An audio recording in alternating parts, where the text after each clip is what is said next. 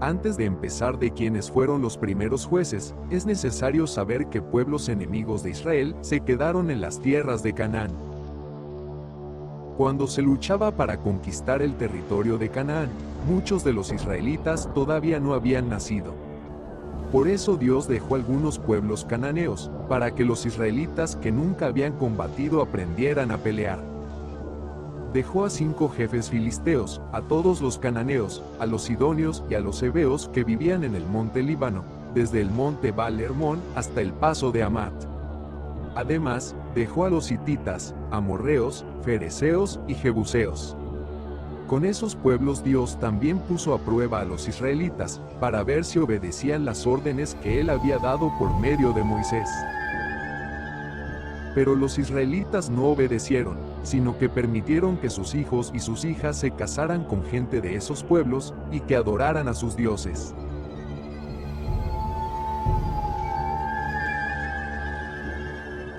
Los israelitas se olvidaron de Dios y pecaron contra Él, pues adoraron las estatuas de Baal y de Astarte.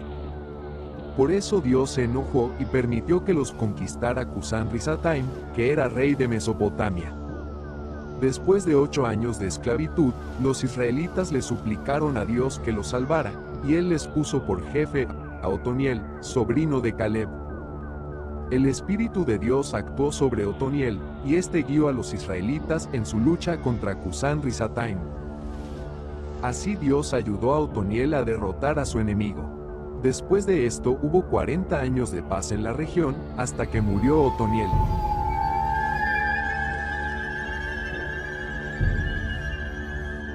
Como los israelitas volvieron a pecar contra Dios, Él le dio a Eglón, rey de Moab, más poder que a los israelitas. Para atacarlos, Eglón se unió con los amonitas y los amalecitas, y se apoderó de Jericó. Después de 18 años de esclavitud, los israelitas le suplicaron a Dios que los salvara, y Él les envió a Ehud, hijo de Gerá, que era de la tribu de Benjamín. Ehud era el encargado de llevarle a Eglón los impuestos que los israelitas debían pagarle. Ehud hizo una espada de doble filo, de unos 50 centímetros de largo, y como era impedido de la mano derecha, se la puso del lado derecho, cubriéndola bajo sus ropas. Luego se fue a llevar los impuestos al rey Eglón. Después de entregarle los impuestos, Ehud y sus hombres salieron de allí. Cerca de Gilgal, donde estaban las estatuas de los ídolos, se despidió de ellos y regresó a donde estaba el rey Eglón, que era muy gordo y estaba sentado en su sala de verano. Ehud le dijo: Su Majestad, tengo un mensaje secreto para usted. El rey ordenó a sus servidores que salieran.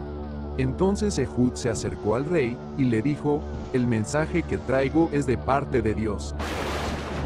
Al oír eso el rey, como pudo, se puso de pie.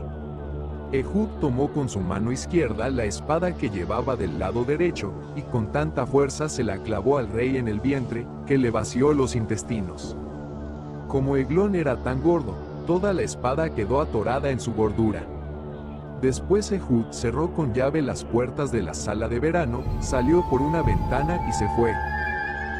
Cuando los servidores del rey volvieron y encontraron las puertas cerradas con llave, pensaron que Eglón estaba haciendo sus necesidades. Esperaron afuera un buen rato, pero como el rey no salía, comenzaron a preocuparse. Entonces abrieron las puertas, y encontraron a su rey tendido en el piso y sin vida. Mientras los servidores habían estado esperando, Ehud se había escapado. Pasó por donde estaban las estatuas de los ídolos, y se refugió en Seirat. Al llegar a las montañas de la tribu de Efraín, tocó la trompeta para reunir a los israelitas. Ellos bajaron de las montañas, con Ehud al frente, y él les dijo: Síganme. Con la ayuda de Dios venceremos a los moabitas. Los israelitas lo siguieron, y se apoderaron del paso del río Jordán que lleva a Moab, y no dejaron pasar a nadie. Y aunque los moabitas eran fuertes y valientes, aquel día murieron unos 10,000 de sus mejores soldados. Ninguno pudo escapar. Después de eso hubo en el territorio 80 años de paz.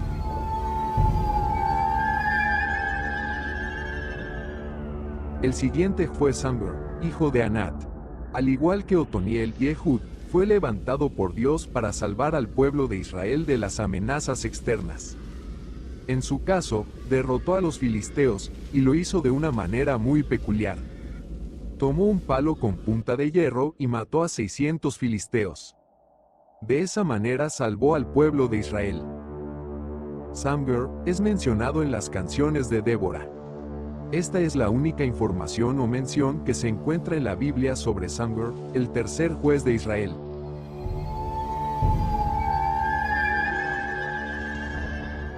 Después de la muerte de Ehud, los israelitas volvieron a pecar contra Dios. Por eso él permitió que los venciera Jabín, un rey cananeo que gobernaba en la ciudad de Hazor. El jefe del ejército de Jabín se llamaba Sísara, y vivía en la ciudad de Jaroset Goim. Jabín tenía 900 carros de hierro, y durante 20 años trató a los israelitas con crueldad y violencia, hasta que ellos le suplicaron a Dios que los salvara. En esa época una profetisa llamada Débora era jefe de los israelitas. Débora era esposa de Lapidot, y acostumbraba a sentarse bajo una palmera, conocida como la palmera de Débora, que estaba en las montañas de la tribu de Efraín, entre Ramá y Betel. Los israelitas iban a verla para que le solucionara sus problemas. Cierto día, ella mandó llamar a Barak, hijo de Abinoam, que vivía en Kedes, un pueblo de la tribu de Neftalí, y le dijo: El Dios de Israel, que es el Dios verdadero, te ordena reunir en el monte Tabor a 10,000 hombres de las tribus de Neftalí y de Zabulón. Dios hará que Sísara, el jefe del ejército de Jabín, vaya al arroyo Quizón para atacarte con sus soldados y sus carros. Pero Dios les dará a ustedes la victoria. Barak le respondió: Iré solamente si tú me acompañas. De otra manera, no iré. Entonces Débora dijo: Está bien, te acompañaré. Pero quiero que sepas que no serás tú quien mate a Sísara. Dios le dará ese honor a una mujer. Y Débora se fue a Kedes con Barak, donde éste reunió un ejército con 10,000 hombres de las tribus de Zabulón y de Neftalí.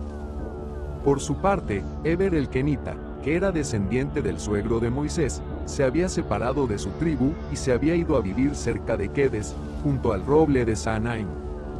Cuando Sísara se enteró de que Barak se dirigía al monte Tabor, reunió a sus 900 carros de hierro y a todos sus soldados. Salieron de Jaroset Goim y marcharon hasta el arroyo Quizón. Entonces Débora le dijo a Barak: En marcha, que hoy Dios te dará la victoria sobre Sísara. Y Dios mismo va al frente de tu ejército. Barak bajó del monte Tabor, al frente de sus 10,000 soldados. Cuando Barak y sus hombres atacaron, Dios causó confusión entre los carros y los soldados de Sísara. Hasta el mismo Sísara se bajó de su carro y huyó a pie. Barak, mientras tanto, persiguió a los soldados y a los carros hasta Jaroset Goim. Aquel día murieron todos los soldados de Sísara. Ni uno solo quedó con vida. Sísara huyó a pie hasta la carpa de Jael, la esposa de Heber, porque el rey Jabín era amigo de la familia de Heber. Jael salió a recibirlo y le dijo: Pase por aquí, señor. No tenga miedo. Entonces él entró en la carpa, y ella lo escondió detrás de una cortina.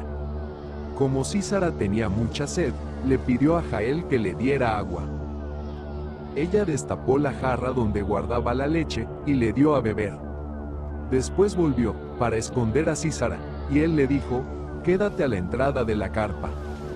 Si alguien pregunta quién está aquí adentro, dile que no hay nadie. Sísara estaba tan cansado que se quedó profundamente dormido. Entonces Jael tomó un martillo y una estaca de la carpa, y sin hacer ruido se acercó hasta donde estaba Sísara. Allí le atravesó la cabeza con la estaca, hasta clavarla en la tierra. Así murió Sísara. Cuando llegó Barak buscando a Sísara, Jael salió a recibirlo y le dijo: Ven y te mostraré al hombre que buscas. Barak entró en la carpa y vio a Sísara tendido en el suelo, con la estaca clavada en la cabeza. De esta manera Dios les dio la victoria a los israelitas, que en aquel día atacaron con todo al rey Jabín hasta destruirlo.